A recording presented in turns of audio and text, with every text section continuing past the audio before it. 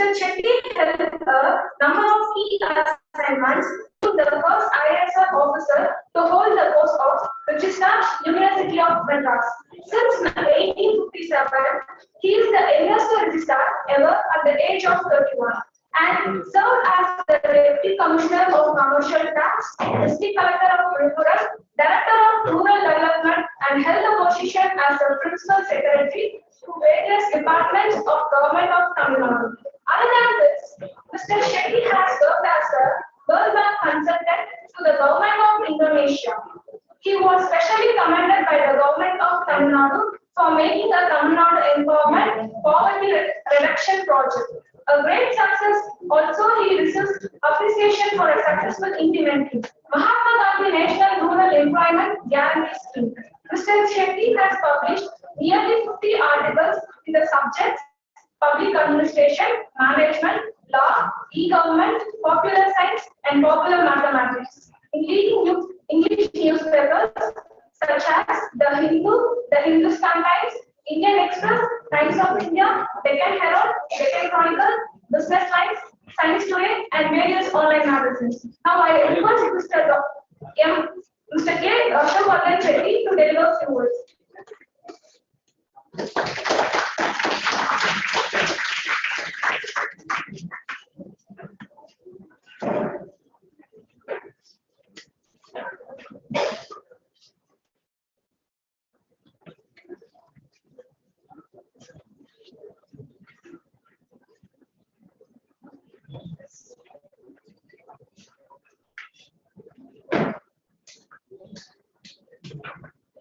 Good morning.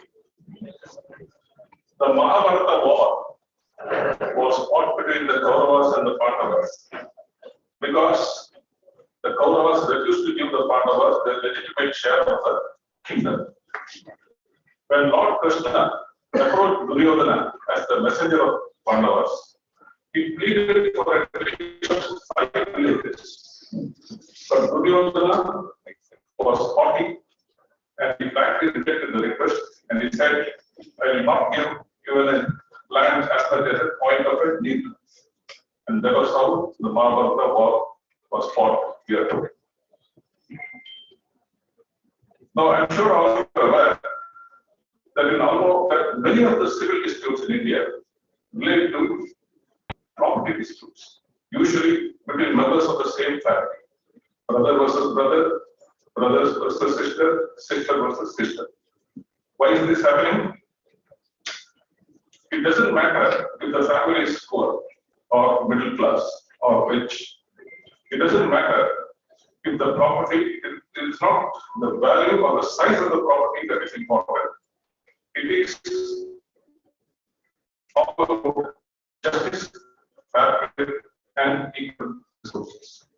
Now, if you consider all the communities and castes in India as one big family, the same logic applies. You can't have a situation where a few communities and or castes corner a larger, significantly disproportionate share of the national gain, leaving the rest to fend for themselves. That's not fair, and that is a sure recipe for social tension. Now let us do a simple thought experiment. Assume that there is a Hindu joint family of 5 brothers who are living in the same house along with their families. Now we better also assume that the eldest brother is secretly siphoning out the funds and buying properties for his family members without the knowledge of the other brothers and their families. Now if the other brothers demand from the elder brother his statement of accounts, and if the elder brother says, no, you shouldn't ask like this, you are disturbing the family harmony.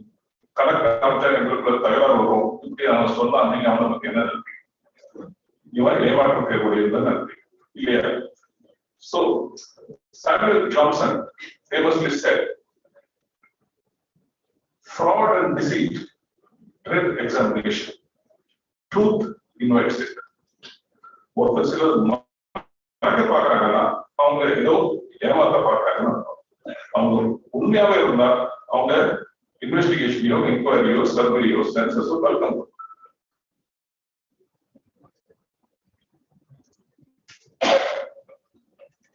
The acrimonious debate over the caste census reminds me of this thought experiment I just told you about. We have a situation in India, I will show you the slides a little later. We have a situation in India where a few upper castes and some of the dominant OBC castes, collectively we call them as dominant castes or entities. These few castes are partaking in disproportionately large part of the national cake. And the cost of other castes, the marginalized communities, the downtrodden, are left with almost nothing, little or nothing. Now, can we tolerate such a situation? We can't.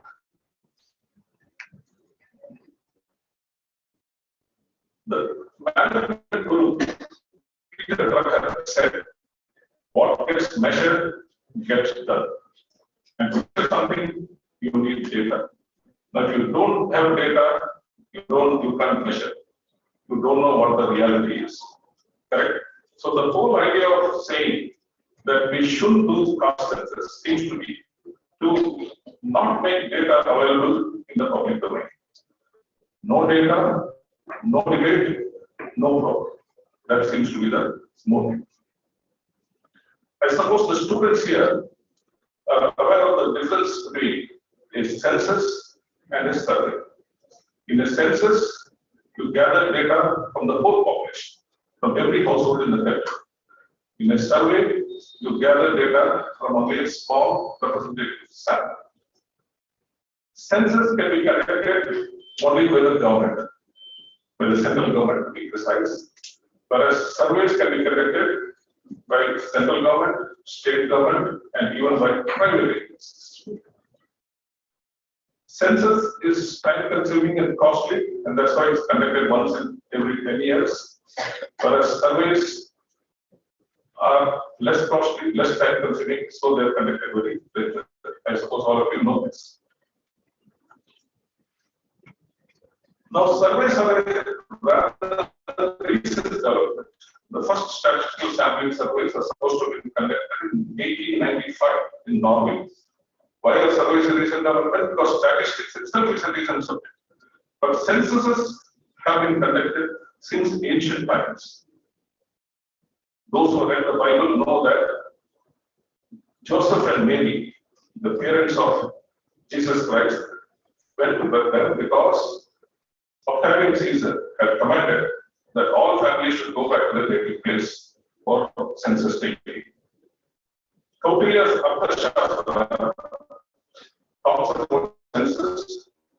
In those days, census was conducted for purposes of taxation and to identify embodied men for enrollment in the army. Needless to say, Kautilya's Arthashastra was conducted on caste basis. I'm giving these examples from ancient India just to drive home the point to those who believe that everything about ancient India is good and was good and great, that please learn lessons from Mahabharata and Arthashastra. As Dr. Naganathan said, the British conducted the first census between 1865 and 1872 at different times in different places. The first simultaneous census was conducted in 1861, and it was conducted taking caste into account. In all the subsequent censuses from 1891 to 1901, 1911, 1921, and 1931, caste was counted in the census. It is not correct to say that the British included caste as a parameter in the census because they wanted to divide and rule us. Hindu society has been divided for as long as we can remember. It has been divided for more than 3,000 years. It is still divided today. In the census, not society divided. In the census, not society united. This entire logic is specious.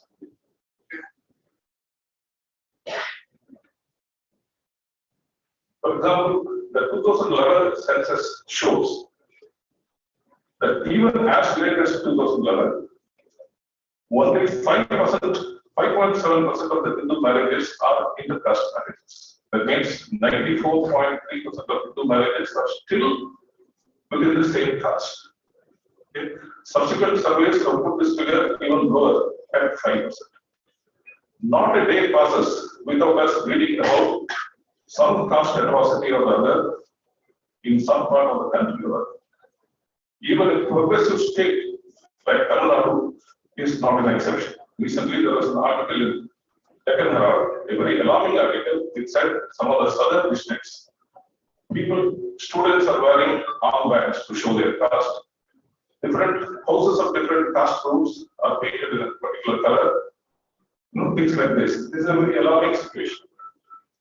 And as recently as October 2020, there was a news item which said that a SC village panchayat president, lady is village panchayat president, was made to sit on the floor at a panchayat meeting while the vice president and other ward members sat at the table. And I'm sure all of you have heard of this infamous cases. I was party to its resolution, where elections could not be held in these 4 village panchayats, where the post of village panchayat president had been reserved for SCs, because the dominant caste didn't want a SC to be president. இந்த நிலைமை இருக்கிறப்போ நாங்க cost census பண்ண மாட்டோம், we want a caste blind administration. Caste census பண்ணா ஜாதி உணர்வுகள் தூண்டப்படும் சொல்றது ஒரு பொய்யான argument. As I told you, the British conducted census between 1861 and 1931. 1941 they didn't conduct census because of the war, Second World War. Actually, they had a lot of activities in different castes. Because the same caste may be known by different names in different places. There are numerous subcastes within a caste, and some of the castes could be combined to form a larger caste. Just to give an example, the Iyengar caste has 2 subcastes, Vadakalai Iyengars and Tenakalai Iyengars. And the Iyengars, Iyers, Malkar and Dikshitars form a larger caste group called Tamil Brahmins. This is true of every other caste. You can always find subcaste and you can find meta caste. So how did the British do? They did a thorough study, a thorough anthropological and sociological study. You must have heard of the famous book, Castes and Tribes of Southern India by Dr. Thurston. It's in 7 volumes. It's a wonderful book written by Thurston, who was Commissioner of Museums in Chennai. Indian Commissioner of Museums are punishment post and he had Jimona posted. And he studied Castes and Tribes of Southern India in the book. Other different British experts wrote books of Castes and Tribes of Bengal, Castes and Tribes of Central Provinces, Castes and Tribes of Punjab, Castes and Tribes of Awadh, Castes and Tribes of Northwestern Provinces, obviously, Open Land. And so the British knew precisely what castes were done in the country.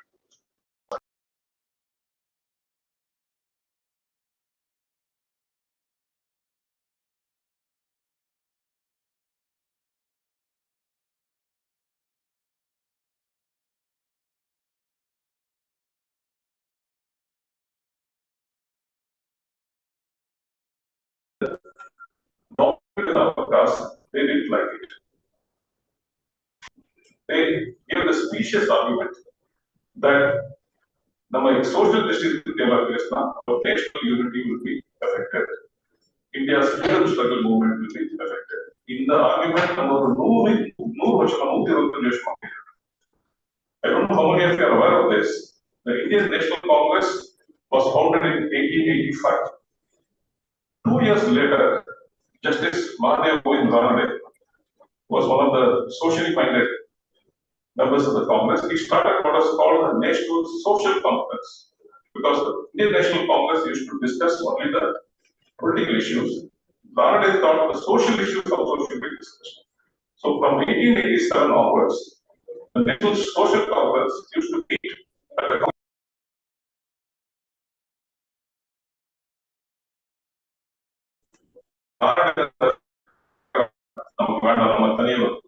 போவது. அதுக்கப்புறம் 1895 the socialist movement for the national social conference started meeting elsewhere. Okay, over a period of socialist movement became less and less important, less and less relevant, and after Gandhi's arrival, the movement dissipated. Why I say this?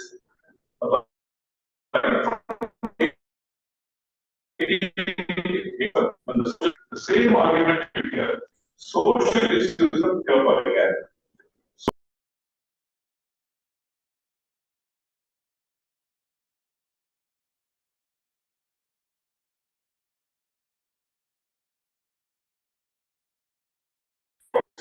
And Nehru became the first prime minister.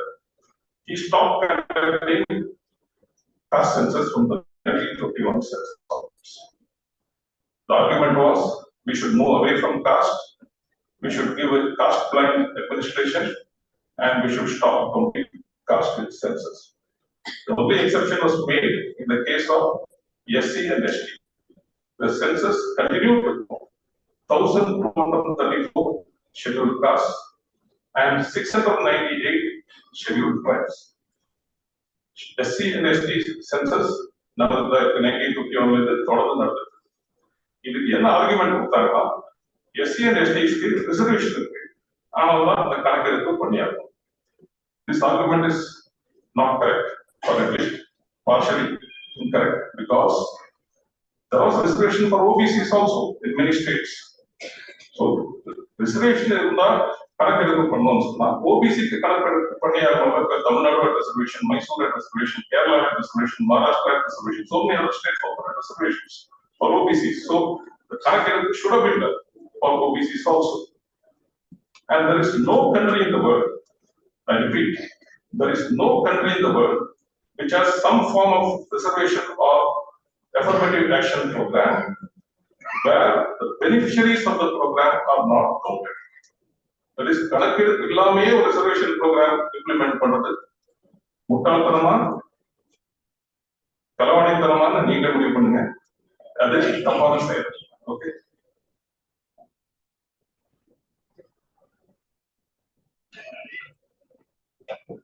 Now, having the, as I said, if you want to implement reservation, you need to have the correct data, caste-wise data. Now, this is not only an administrative requirement, it is also a legal requirement. Why am I saying it's a legal requirement? Because in the Constitution, there is a provision for reservation of seats and officers in panchayats and municipalities, that is rural and urban local bodies, as per the 73rd and 74th Amendment, which came into force in 1993. So whenever some states try to implement this reservation, Tamil Nadu we didn't bother because Tamil Nadu OBCs are dominant anyway, so number is particular. But in other states like Assam, Karnataka, Maharashtra, Gujarat, Madhya Pradesh, Uttar Pradesh, whenever these states try to implement OBC reservation, Supreme Court will immediately investigate. In the ground, OBC fully were engaged. Fully were allowed reservation. Supreme Court would give a stay. Now, Urupakatla, the census, OBC census, Panamati, caste census, Panamati, fully gathered. Urupakatla, constitutionally, Urupakatla, reservation for OBCs, implement from the fully were engaged. Of course, central caste census, states can also do caste surveys. States can do census, they can do surveys. So all these states are state place survey, fully but at least they stayed it and delete the process for people. The only case where the Supreme Court did not insist upon empirical data for the caste was, you can guess, Dr. Nagaraj referred to it, was the 10% reservation for the economically weaker sections of the forward class. அதுக்கு புள்ளி இல்ல 10% reservation எத்தனை பேர் forward class இருக்காங்க, அதுல எத்தனை பேர் economically weaker இதுக்கு புள்ளி. எப்பெல்லாம் OBC SC ST ரிசர்வேஷன் வருதோ அப்ப புள்ளி எங்கன்னு கேட்கிறாங்க. இந்த ரிசர்வேஷனுக்கு புள்ளி பத்தி arguments are placed for the Supreme Court. அந்த argument கம்ப்ளீட்டா gloss over பண்ணிட்டு அப்படி ஒரு தீர்ப்பு. Okay.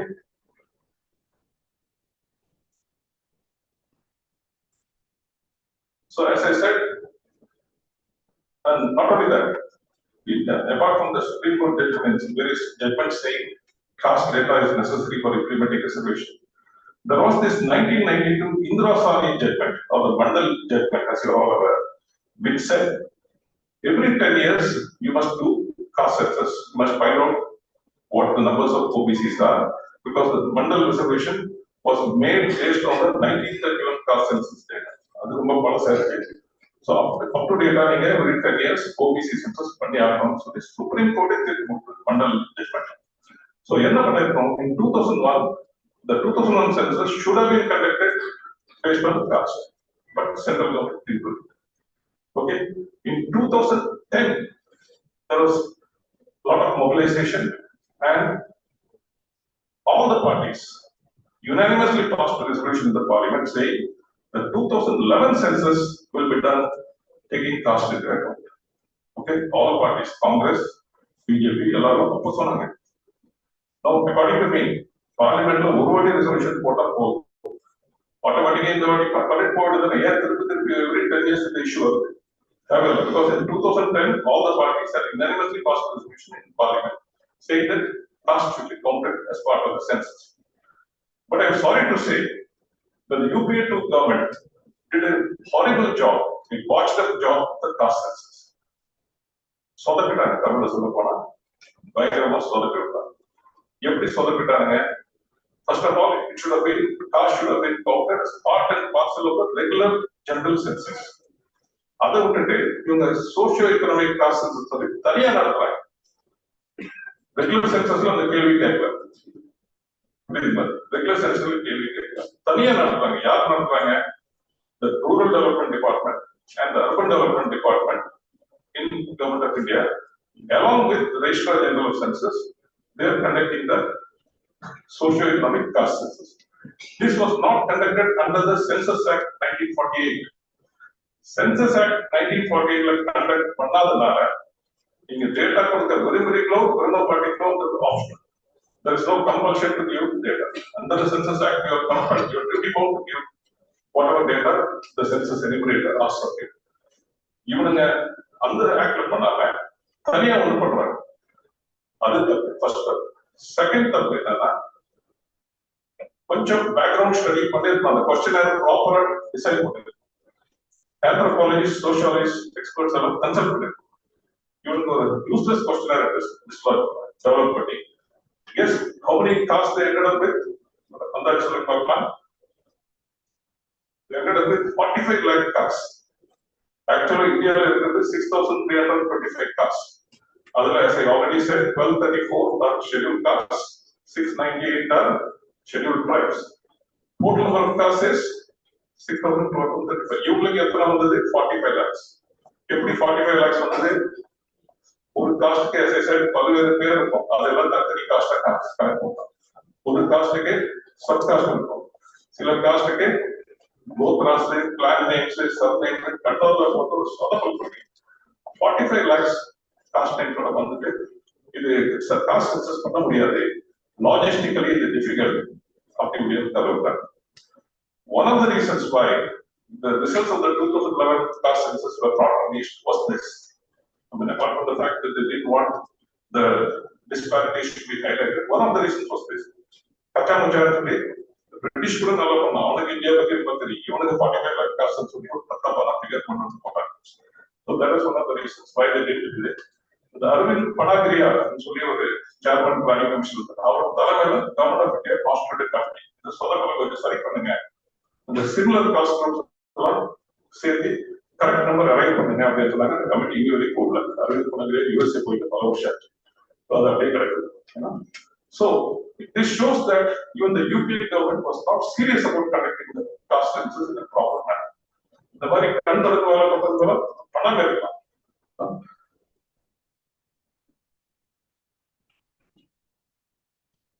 in contrast, we are government particular. We are government. நீட்டா ஸ்மூத்தா பண்ணாங்க காஸ்ட். இவங்க எப்படி பண்ணாங்க? ஏற்கனவே உங்களுக்கு தெரியும், எல்லாருக்கும் அவங்க காஸ்ட் என்னன்னு தெரியும். நீங்க வந்து கண்டுபிடிக்க தேவை. Everybody here knows what which caste belongs to, whether that caste is BC, MBC, SC, ST, or upper caste. எல்லாருக்குமே தெரியும். So நிதிஷ்குமார் என்ன பண்ணாருன்னா, 28 caste லிஸ்ட் அவுட் பண்ணாங்க. இதுக்கு அப்பார்ட்மெண்ட் வந்தா அதர் காஸ்ட் அப்படின்னு சொல்லி 250 entry 250 was other caste. And அது பண்றதுனால மாடர்ன் டிஜிட்டல் டூல்ஸ் யூஸ் பண்ணி ஒரு லிஸ்ட் பப்ளிஷ் பண்ணாங்க. இதுதான் நாங்க காஸ்ட் சொல்லி சொல்ல போறோம். இதுல ஏதோ விடுபட்டிருந்தா நீங்க சொல்லுங்க. Today you have so many means, you have the internet, you can ask, you can publish the provisional list on the website, you can invite objections, you can invite suggestions, and பக்காவா பண்ணி ஸ்மூத்தா பண்ணி results பண்ணுங்க. Nitish Kumar so CRA பண்றப்போ central government பண்ண முடியாது, இல்லை மற்ற ஸ்டேட் பண்ண முடியாது ஒரு கேள்வி. நான் இப்போ இவங்க எதுக்கு காஸ்ட் சென்சஸ் எகேன்ஸ்டா இருக்காங்கன்னு சொல்லி இந்த பவர் பாயிண்ட் பிரசன்டேஷன் பார்த்தா உங்களுக்கு தெரியும். Now in 2010, when Kalinger was the chief minister, I used to be the secretary of rural development in those days. We introduced a scheme called Kalinger Veedu Valangum Thittam, KVVT. Tamil Nadu, Kudisar வாழ் மக்கள், that is Mansuwar thatched roof, Matwad thatched roof, hutsல இருக்கிற மக்கள் எத்தனை பேர் இருக்காங்க ஒரு கணக்கு எடுக்கிறோம். 22 lakh people, 22 lakh huts are there. Now you can be 100% sure that people living in these houses are dirt poor. And இதுல என்ன advantage ஆனா it is externally verified. நீங்க income certificate அது கொண்டு வந்தா போய் தாசில்தார் போய் அவங்களுக்கு துட்டு கொடுத்துட்டு போய் certificate வாங்குவோம். That is not a correct method of verify. This is a பக்கா method of verify. இதுக்கு அப்பாற்பட்ட ஏழைகள் இல்லைன்னு நான் சொல்ல வரல. இதுக்கு அப்பாற்பட்ட ஏழைகள் இருக்கலாம். பட் இதுல இருக்கவங்க கண்டிப்பா ஏழைகள். இந்த மாதிரி ஒரு வீட்டுல மண் சுவர், மண் தரை, குடிசை, இருக்கிறவங்க கண்டிப்பா ஏழை. இந்த மாதிரி 22 lakh huts இருக்கு தமிழ்நாட்டில். கிராமப்புறத்தில் மட்டும் அர்பன் சொல்றாங்க. நான் இந்திரா ஆவாஸ் யோஜனான்னு சொல்லி ஒரு ஸ்கீம் இருக்கு.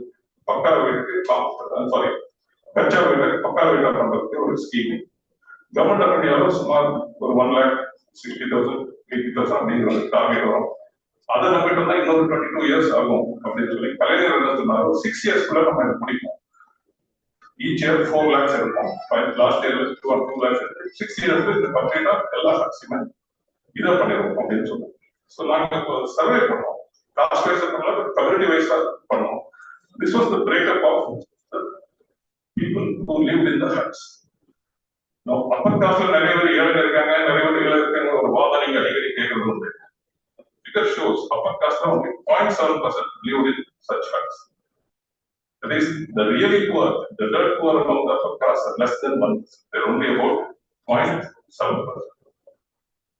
BC is 23.8%. MBC, largest category 31.5%. More than even SC. SC is MBC is 41.5%. SC is 31.5%. So for this data, like your small caveat, I would like to say, SC is given Pakka with a better program, complete with a better program, now whereas OBC is because it's been there only for 20 years. SC is now it's possible that many of their houses got converted into Pakka houses, concrete houses. But still, the fact remains that many of the MBCs are very badly off. I mean, the 1 years, the Mukulatos, many of them are very badly off. This shows it. And scheduled tribes, of course, Tamil Nadu scheduled tribe population over 1%, scheduled tribe 2.8%. This is 2.3. There are other communities also which are as bad as SCs in their economic condition, socio-economic condition. And two, upper caste authority, only 0.7% are really poor. So, what was the definition? Next one. Next, there was in 2007, 18 lakh World Equality Database eventually. There was a study, wealth inequality, caste and class in India, 1952 to 2012. Which is data policy. You can't accuse me of giving you old data because there is no data. So whatever data, latest data I have, I can give you. Okay. So you find here that horizontal dotted line is the average national income of Indians. Brahmin upper caste, their average income is 47% above the national average. Non-Brahmin upper caste, their average income is 45% above the national average. OBC's average national income is 8% below national average. SC national average is 21% below national average. ST national average is 34% below national. This is clear in the ரெண்டு ஸ்லைட்ல என்ன தெரியுது? In India, caste correlates with class. The lower your caste, the lower your socio-economic class. The poorer your likelihood. Okay, it's very clear that caste correlates with class. Now let us look at PR survey. PR letter 2023 la ஒரு survey பண்ணாங்க. அதுல ஒரு peculiar category போட்டாங்க. That is postgraduate quality degrees by caste. That is PhD, post-graduation, professional courses, engineering, medicine, dentistry, law, CA. இது ஒரு காஸ்ட்ல எத்தனை இருக்காங்க, எத்தனை பர்சன்ட் இருக்காங்க? இது நான் சில காஸ்ட் போட்டிருக்கேன், நிறைய பல காஸ்ட் இருக்கு. Just for illustration I have shown some of the caste. You find in PR that the most well-educated caste is not the Brahmins, it's what a community called the Kayasthas. அவங்க இதுல 10.79%, 89% are have these quality degrees. Okay, 10.89%. Next is Bhumiyas, 5.39%.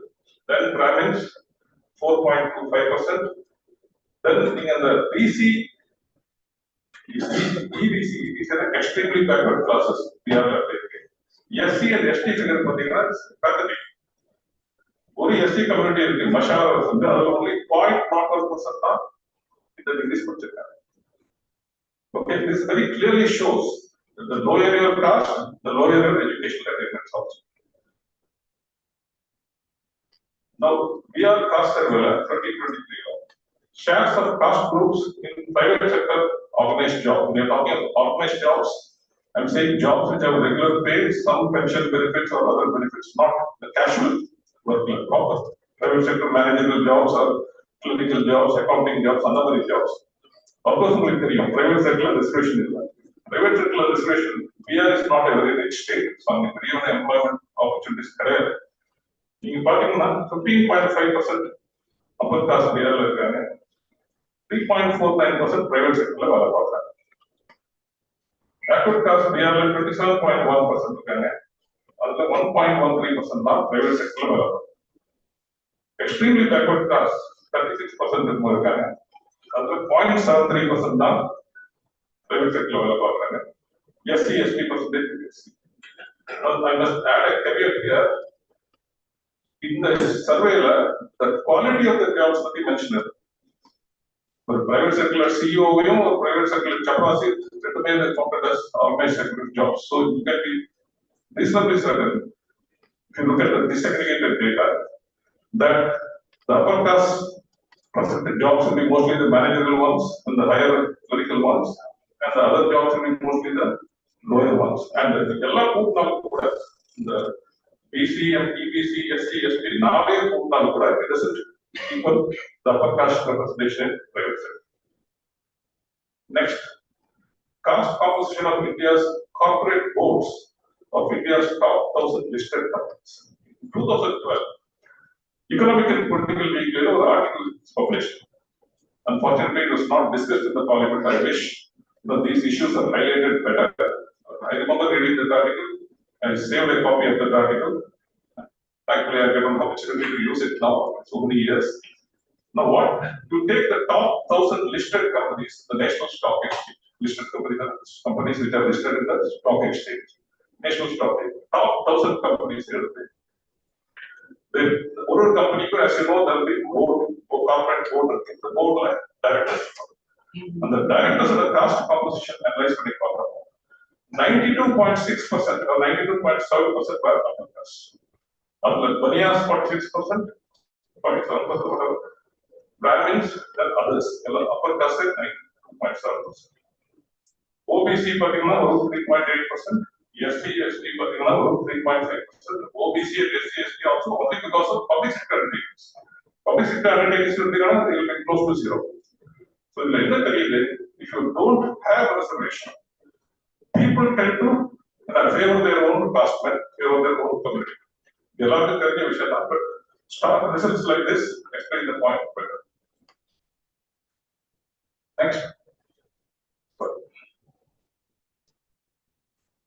High Court judges appointed between 2018 to 2020. Judiciary reservation with 3.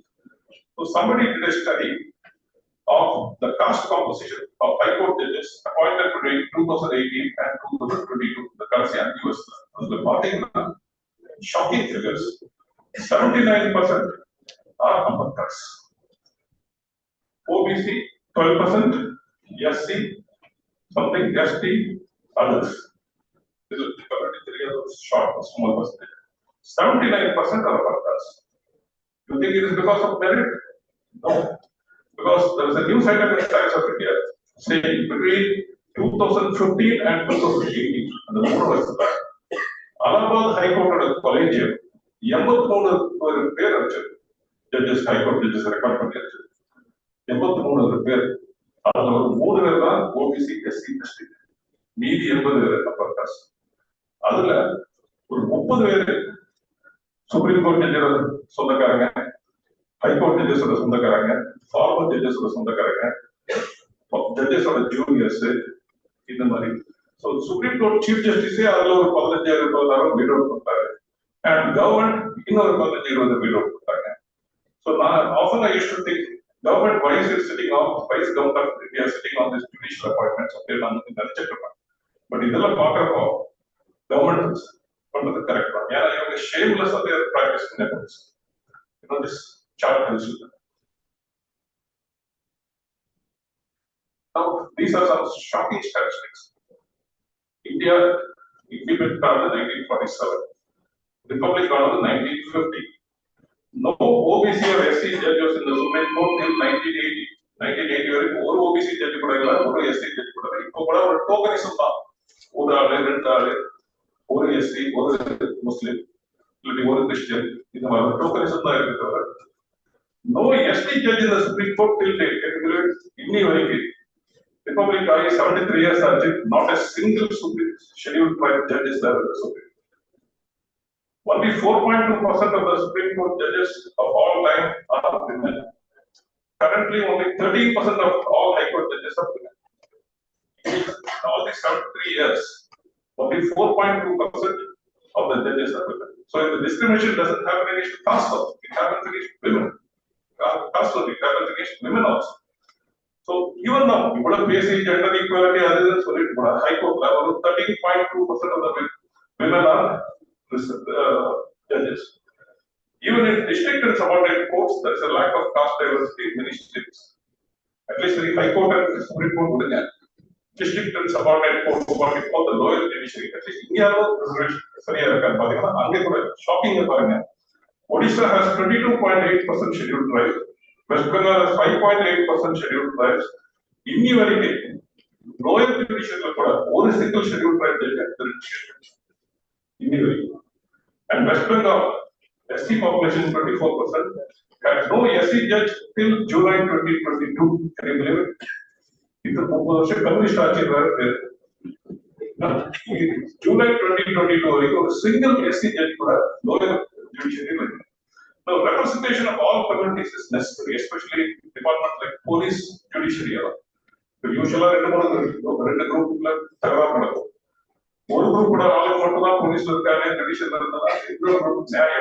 So we need all communities to be represented equally. The Constitution doesn't talk of proportional representation, it only talks of adequate representation. And I think that is correct. So yeah. Now the central universities, now the central universities, 50% reservation. Most of 50% reservation SC, 50, ST, 7.5, OBC, 27%, 49.5% reserved. Media, general, you can particular professor level almost entirely upper caste. Associate professor level, assistant professor level. OBCs are only 68%. Not all the universities put together, there are only 68 at professor level. 187 at associate professor level and assistant professors 64. Even in Madras University, I remember when I was in 89 and 91, professor level post SCs were there and only one NBC was there. Corpo was a 1 year grant, he was the NBC, and 2 SCs were there. Either upper caste or dominant OBCs. And the top 5 IITs and the Indian Institute of Science, 98% of the professors and more than 90% of assistant or associate professors are from upper caste. At the Tata Institute of Fundamental Research, all professors are from upper caste. In the figure, Nature and சொல்லி ஒரு பிரபல scientific magazine இருக்கு. அவங்க ஜெனரல்ல ஒரு article carry பண்ணாங்க. அதுல தான் இந்த ஃபிகர்ல. நெக்ஸ்ட் நீங்க பாத்தீங்கன்னா funding. That is professors, researchers apply for funding. அதுல நீங்க கூட பாத்தீங்கன்னா distribution is clear about. Almost 80% of the funding, 80% of the fellowships all goes to the upper caste. OBCs, STs, they get only the crowds. Now services. You know, interesting story I'd like to tell you. Nellore was part of the Madras presidency during the British times. In 1853, there was a British collector of Nellore called F.P. Elton. Okay, our father, my collected that those time, that time there were 50 employees. All 50 employees belong to one caste. And we will give it to the guess what that caste is. And what is worse was all 50 of them belong to one family. The first fellow who got in made sure that even other people of that caste also did get in. All 50 were from his own family. You know? So the British collector F.P. Elton wrote a letter to the Board of Revenue.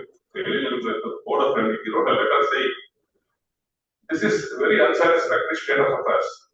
In a multi-religious, multi-caste, multi-ethnic society like India, ஒரே காஸ்ட்ல இருந்து இல்லாட்டி ஒரே குடும்பத்துல இல்லாட்டி சில influential குடும்பத்துல இருந்து சில இன்ஃப்ளூயன்ஷியல் காஸ்ட்ல இருந்து மட்டும் பப்ளிக் சர்வீஸ் இருந்தா அது நல்லது இல்லை. இன்ஃபேக்ட் என்னோட டிஸ்ட்ரிக்ட்ல என்ன தப்பு நடந்ததா கூட எனக்கு தெரியல. எல்லாம் இந்த பசங்க தான் உட்காந்துருக்காங்க. எதுவுமே வெளியில எந்த நியூஸ் வெளியில வர மாட்டேங்குது அப்படின்னு சொல்லி அவர் ஒரு லெட்டர் எழுதினாரு. அப்போ ஹென்ரி பாட்டிங்கர் சொல்லி ஒரு கவர்னர் ஆஃப் மெட்ராஸ் பிரசிடென்ட் இருந்தார். He passes the first order in support of conservation. Because it is more like a circular. He says district collectors should ensure that members of just one caste or the few dominant castes and members of just one family or just few dominant families, influential families are not appointed to the collectorate. As far as possible, due representation should be given to other castes. Circular program, but it is not implemented properly. DK is not implemented properly. But at least these two people, F.P. Elton and Henry Pottinger, they were the ones who cast the first stone in support of reservation.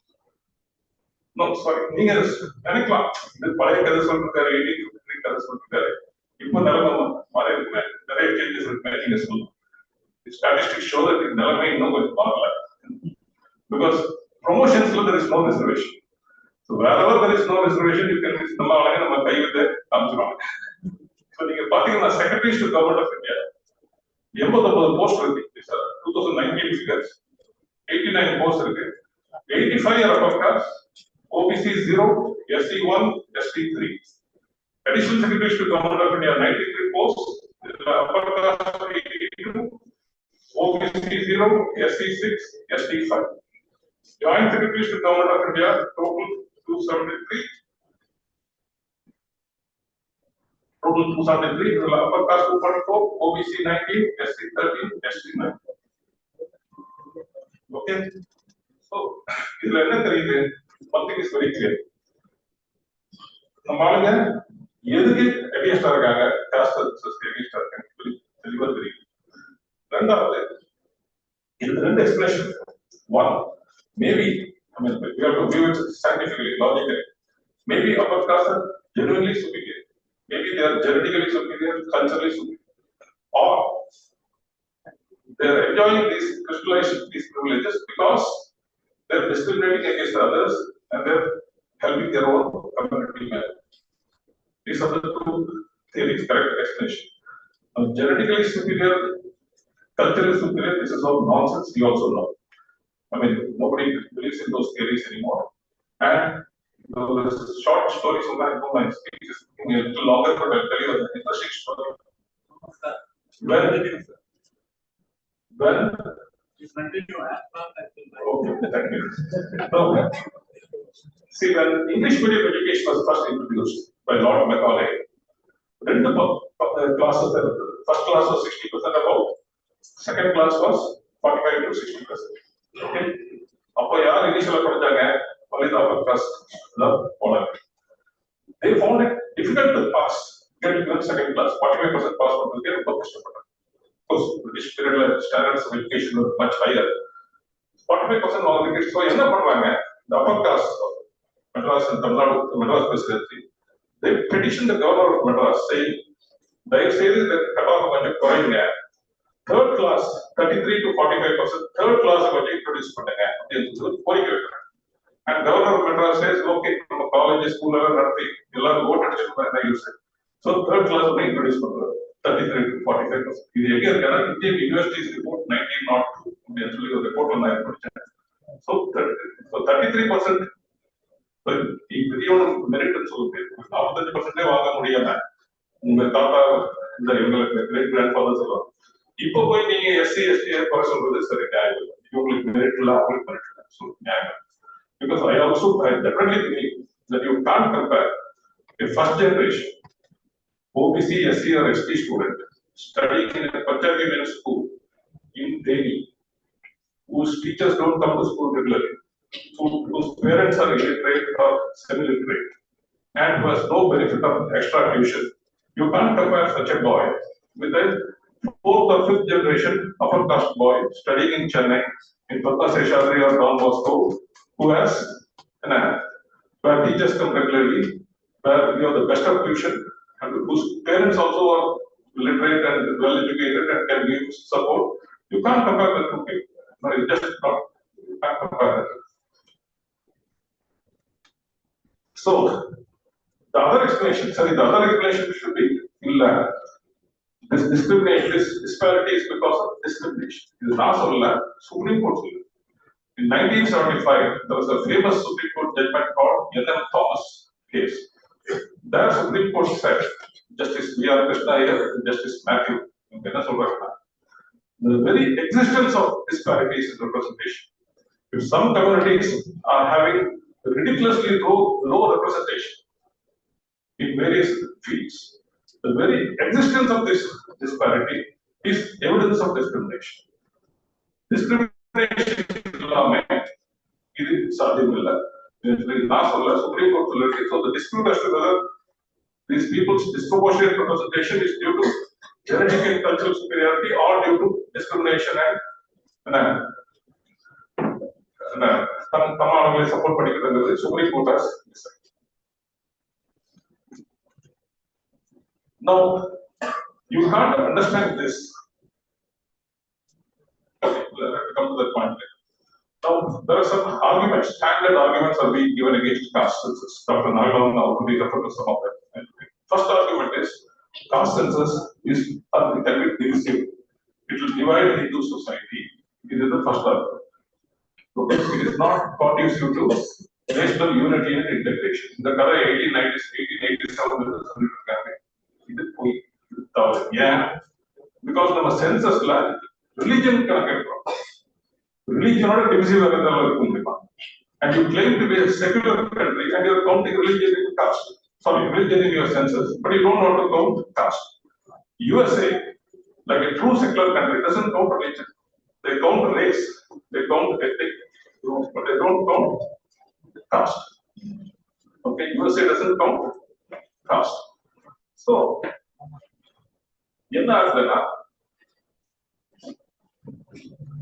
so as I said, if you can count religion, which is divisive, you should definitely be counting caste. Second, census we are counting language. Language divisive and as you know, India got partitioned on the basis of religion, and India got divided into various states based on language. So when you can allow religion and language in census, definitely you can allow caste in the first point. Second point is, in 70 வருஷமா நீ caste இல்லாம census நிறுத்தி இந்த caste குறைஞ்சா போச்சு. சரி, I don't mind the caste omit பண்ண, but நியாயமா செயல்படுறது யாரா? சரின்னு நம்ம சொல்றோம். நீ நியாயமா செயல்படல. This will speak for this. You have been favoring your own people. You have not been fair. You have not been equitable. So, நீங்க நியாயமா செயல்பட்டா நம்ம சொல்லலாம் பரவாயில்ல காசு இருக்குது விட்டுறியா அது இது வரும் அப்படின்னு சொல்லுவோம். பட் நீங்க நியாயமா செயல்படலன்னு தெரியுது. So we think, I mean, whether the downtrodden people are bound to think that the caste blind in the core well, you want to perpetuate the existing inequalities. This is the first argument. So on the argument is good. The second argument is logistically difficult. இந்த argument I recognize சொல்லிட்டேன். இவனுக்கு தான் சொல்றாங்க தவிர 45 lakh காசு சொல்லி 2011 census பண்ணாங்க. PR government ஸ்மூத்தா பண்ணி முடிச்சிட்டாங்க. And British governments also were doing the caste smoothly. Because there are about 6,000, I told you, 250 or some castes, 1234 are STs, 698 are STs. And the religions, you'll be surprised to know how many religions are there in India. Anybody take a guess? There are 1,700 religions in India, but the results of only 6 major religious groups are published. Now, each tribe, I think, has got its own religion or something. There are 1,700 religions. The census 2001 census, 2011 census shows 1,700 religions. So you can do census for 1,700 religions, 1,238 STs, 1,698 STs. Definitely you can do for 3,000 odd OBCs and other castes. The next argument against caste census is in the data used பண்ணி minorities இவங்களை target பண்ணலாம். This did happen. Germany, for example, the census data against Jews was used by the Nazi government to target Jews. And USA, during the Second World War, all the Japanese Americans, many of us don't know because the unfavorable aspects of our history we try to cover up. USA, during the Second World War, all the Japanese Americans were rounded up and put in concentration camps. But German Americans were not done. This shows now on the racism part. Japanese Americans report other census data used பண்ணா. So in the argument is often said census data இங்க ஜாதி வாரியா பண்ணீங்கன்னா it may be misused. But this argument is hollow because India தகராறு எப்படி நடக்குது யாருக்கு கேட்டா யாருக்கு மிஸ்யூஸ் யாரால மிஸ்யூஸ் ஆக வாய்ப்பு இருக்கு minorities by religion minorities censusல கணக்கு எடுக்கிறாங்க or SCs STs அவங்களே censusல கணக்கு எடுக்கிறாங்க OBCs மேலயும் இவங்க மேலயும் இந்த மாதிரி அட்டாக் நடக்கிறதுக்கு வாய்ப்பு இல்லை. So it can't be right. That is, நீங்க SC கணக்கெடுப்பு பண்ண பரவாயில்ல, ஆனா நாடார் கவுண்டர் தேவரு வட்டியார் சொல்லி கணக்கெடுக்கிறது தப்பு. இந்த argument doesn't make sense. The third point is, fourth point is, it will lead to demand for increased quotas. டிவில பாத்தீங்கன்னா அப்படியே 50% சீலிங் முறியடிக்கப்படும். எல்லாரும் 75% கேட்பாங்க, 60% கேட்பாங்க, ப்ரொபோஷனல் கேட்பாங்க, வீடியோ சொல்லி ஸ்டாண்டர்ட் ஆகும். As Dr. Nagalan already said, this limit has already been breached. In 1963, the High Court, the Supreme Court, in our Balaji versus State of Mysore case, Supreme Court came up with this funda that equality is the rule, reservation is the exception. The reservation should not expand so much that it swallows the rule. So reservation should never cross 50%. Reservation 50% வரப்போ தாண்டக்கூடாதுங்கிற ஒரு ரூலை இவங்க சொல்றாங்க. அந்த கேஸ்ல மட்டும் சொல்ல ஒரு வாட்டி 2 வாட்டி 3 வாட்டி மட்டும் 57 வாட்டி சுப்ரீம் கோர்ட் ரீட்ரேட்ஸ் திஸ் திங். 50% சீலிங்க எந்த காரணத்தினாலையும் பிரீச் பண்ணக்கூடாது அப்படின்னு திருப்பி சொல்றாங்க. They call it the Lakshman Rekha, அதை தாண்டக்கூடாது அப்படின்னு. ஆனா என்ன பண்ணாங்க, இந்த 10% ஈடுபிளேஸ் வந்து தனியாக மறந்துட்டாங்க. இந்த லக்ஷ்மண் ரேகா பத்தி மறந்துட்டாங்க. புரியுதா? இப்ப என்னாச்சு, அந்த 49% இருக்கு 49%. ஃபர்ஸ்ட் ஐலோடி இவங்க அந்த கணக்கு டேட்டா ஐலோடியே இந்த சென்சஸ் இந்த 10% ரிசர்வேஷன் பண்ணாங்க. அது முதல். ரெண்டாவது, இந்த 50% லிமிட் தாண்டதை பத்தி அப்படியே கவனம் காட்டாங்க. இவனே 57 முறை முந்தி சொல்லி 50% ரிசர்வேஷன் தாண்டக்கூடாதுன்னு சொன்னாங்க. இப்போ இந்த 10% ஈடுபிளேஸ் தாண்டது பத்தி சும்மா இருக்கிறப்போ, as Dr. Nagalan said, limit is already breached. So if VR says we want 75% or somebody else says 65%, whatever, who is responsible for this? Now, there's an important funda that I would like to mention. I will conclude this before the speaker. I would like to mention this. This funda is called tribalism. Tribalism is a loyalty or preference to one's own people. It is not one aspect of human condition. It is the default human condition. நீங்க நிறைய tribes பத்தி பேசுறாரு. Tribes எல்லாம் முடிஞ்சு போய் 2 வருஷம் ஆச்சு. You all know that modern human beings, anatomically modern human beings, Homo sapiens, originated in Africa for 3 lakh years ago. 2 lakh years Africa இருந்தாங்க.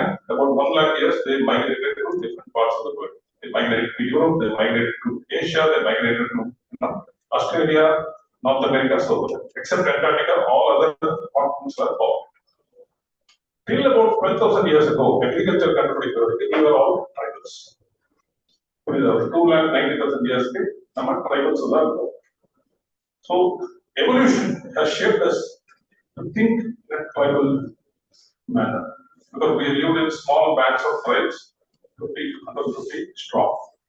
So evolution reinforced by culture makes us think tribally. இப்போ நீங்க ஒரு tribal இருக்கீங்க, ஒரு புது ஆளு வேற ட்ரைபலுக்கு வரா, யூ திங்க் இப்போ ஒன்னா திருட வரா, இல்லாட்டி கொலை பண்ண வரா, இல்லாட்டி ரேப் பண்ண வரான்னு சொல்லி உடனே அவனை நீங்க போய் காலி பண்ணுங்க.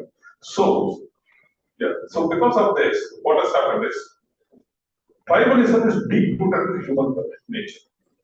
So your various things like casteism, communalism, linguistic fanatism, these are all different facets of tribalism. Different facets of tribalism. So this is what, A.B. Chuan, is a professor of law in Yale University. She says, humans, like other primates, are tribal animals. We need to belong to groups, which is why we love clubs and teams. Once people connect with a group, their identities can become powerfully bound to it. They will seek to benefit members of their group, even when they gain nothing personally. They will penalize outsiders seemingly gratuitously. They will sacrifice and even kill and die for the group. We have seen it. So tribalism, as I said, is a broad-based term for nationalism, regionalism, linguistic fanatism, casteism. So either நம்ம recognize பண்ணும். நம்ம ஆளுங்க இதுதான் இது போனாங்க. அவங்க ஜாதிக்காரங்க தான் support பண்ணுவாங்க. அவனோட ரிலிஜன்காரங்க தான் சப்போர்ட் பண்ணுவாங்க. அவனோட பாஷைக்காரங்க மொழிக்காரங்க தான் சப்போர்ட் பண்ணுவாங்க. அவனோட ஃப்ரீ ஸ்டேட்காரங்க தான் சப்போர்ட் பண்ணுவாங்க. இது human nature. So governments, one aspect of tribalism is government restricted. That is, they think tribalism is opposed to national unity and integrity. It leads to fiscal tendencies, it leads to centrifugal forces. So, number tribalism, correct. If you want to preserve the unity and integrity of the modern state, you need to curb tribal tendencies. But there is another side to tribalism, that is, people tend to favor and support their own people. அவனோட ஜாதிக்காரங்க support பண்ணுவோம், அவனோட மொழிக்காரங்க support பண்ணுவோம். In the aspect of tribalism, governments are not bothered. My appeal is we should take note of this aspect of tribalism, and it is not possible to do justice to the various communities unless you take note of this aspect of tribalism. And as I said, for the various reasons that I already said, a caste census must definitely be done in the very next census, and I don't think those states can also do caste survey like we are. I don't see any reason why the center should do it. The center must do it, and I hope Tamil Nadu government assembly passes the resolution urging the center to do it, and all states should pass resolution